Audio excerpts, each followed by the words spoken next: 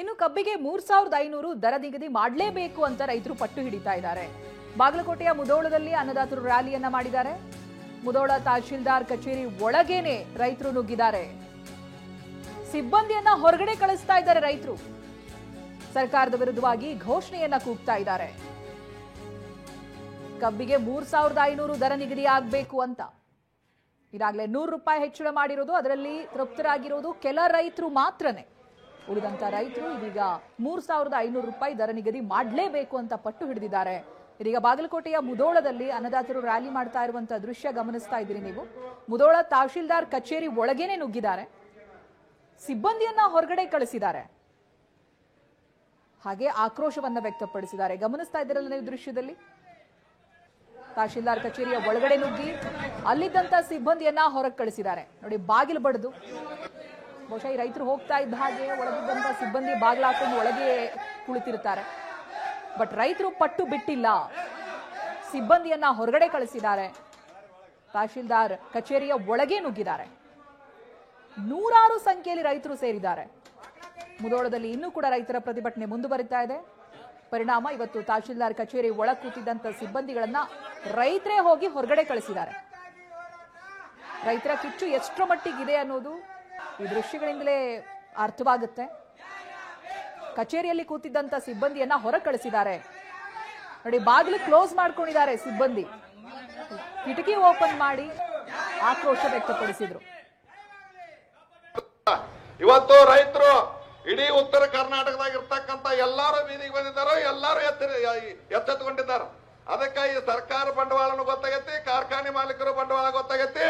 ನೀವು ಸಕ್ಕರೆ ಕಾರ್ಖಾನೆ ಮಾಲೀಕರಿಗೆ ನೀವು ಗುಲಾಮರಾಗಿರಿ ರಾಜ್ಯ ಸರ್ಕಾರ ಅಂತಕ್ಕಂಥದ್ದು ಸ್ಪಷ್ಟವಾಗಿ ಅರ್ಥ ಮಾಡ್ಕೋಬೇಕು. ಹೌದಲ್ರಿ?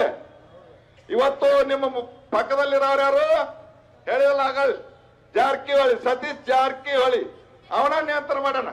ಸರ್ಕಾರದ ಬ್ಯಾಕ್ ಮೇಲ್ ಮಾಡಿದೇವ. ಸರ್ಕಾರ ಬ್ಯಾಕ್ ಮೇಲ್ ಮಾಡಿ ದೌಡ್ ಮಾಡಿ ರೈತರಿಗೆ ನಾವು ₹300, ₹400, ₹500 ಕೊಡ್ದಾಗತ್ 3000 ಮೇಲೆ ಏನಾರ ಮಾಡಿ ರಾಜ್ಯ ಸರ್ಕಾರದಂತ ಆದೇಶ ಹೊರಡಿಸ್ರಿ ಅಂತ ಹೇಳ್ಕೊಂಡು ಹೋಗಿ ಅವ್ರ ಕೈಕಾಲು ಬಿದ್ರಿ. ಅವ್ರು ಬಂದ್ಬಿಟ್ಟ ಮಹಾರಾಜ.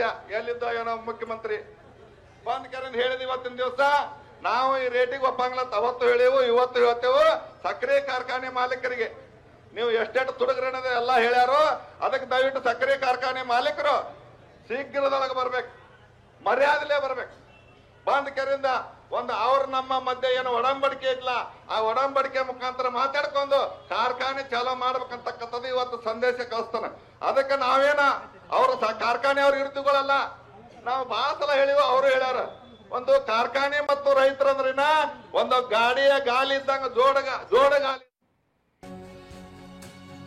ಇನ್ನು ಕಲಬುರಗಿಯಲ್ಲೂ ಕೂಡ ಬೆಂಬಲ ಬೆಲೆಗಾಗಿ ರೈತರು ರ್ಯಾಲಿ ಮಾಡಿದ್ದಾರೆ. ಅಫಜಲ್ಪುರ ಪಟ್ಟಣದಲ್ಲಿ ರೈತರು ಬೃಹತ್ ಪ್ರತಿಭಟನೆ ಮಾಡಿದ್ದಾರೆ. ಟನ್ ಕಬ್ಬಿಗೆ 3500 ಬೆಲೆ ಕೊಡಿ ಅಂತ ಆಗ್ರಹಿಸಿ ಅನ್ನದಾತರು ಧರಣಿ ನಡೆಸ್ತಾ ಇದ್ದಾರೆ. ರಾಜ್ಯ ರೈತ ಸಂಘ, ಹಸಿರು ಸೇನೆಯಿಂದ ಪ್ರತಿಭಟನೆ ನಡೀತಾ ಇದೆ. ಕೈಯಲ್ಲಿ ಕಬ್ಬು ಹಿಡಿದುಕೊಂಡು ಮೆರವಣಿಗೆ ನಡೆಸಿದ್ದಾರೆ ರೈತರು. ಸರ್ಕಾರದ ವಿರುದ್ಧವಾಗಿ ಘೋಷಣೆ ಕೂಗಿ ಆಕ್ರೋಶ ವ್ಯಕ್ತಪಡಿಸಿದ್ದಾರೆ. ನೀವೀಗ ಗಮನಿಸ್ತಾ ಇರೋ ದೃಶ್ಯ ಕಲಬುರಗಿಯದ್ದು. ಕಲಬುರಗಿಯಲ್ಲೂ ಕೂಡ ರೈತರ ಕಿಚ್ಚು ಹೇಗಿದೆ ಅನ್ನೋದನ್ನ ಗಮನಿಸಬಹುದು. ಅಫಜಲ್ಪುರ ಪಟ್ಟಣದ ದೃಶ್ಯ. ರೈತರು ಬೃಹತ್ ಪ್ರತಿಭಟನೆ ನಡೆಸ್ತಾ ಇದ್ದಾರೆ. ಕಾರಣ ₹3500 ಬೆಂಬಲ ಬೆಲೆ ಕೊಟ್ಟಿಲ್ಲ ಅನ್ನೋದಾಗಿ. ₹3500 ಪರ್ ಟನ್ಗೆ ಕೊಡಬೇಕು ಅನ್ನುವಂತ ಆಗ್ರಹ ರೈತರಿಂದ ಕೇಳಿ ಬರ್ತಾ ಇದೆ.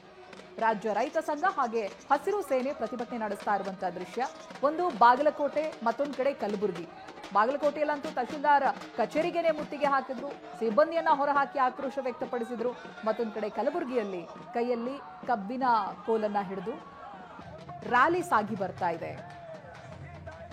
ಯಾವ ರೀತಿಯಾಗಿ ರೈತರು ತಮ್ಮ ಆಕ್ರೋಶವನ್ನ ವ್ಯಕ್ತಪಡಿಸಿದ್ರು ಕಳೆದ 10 ದಿನಗಳಿಂದ ಅನ್ನೋದನ್ನ ನಾವು ಗಮನಿಸ್ತಾ ಇದ್ವಿ. ಒಂದು ವಾರಗಳೇ ಕಳೆದು ಹೋಯಿತು.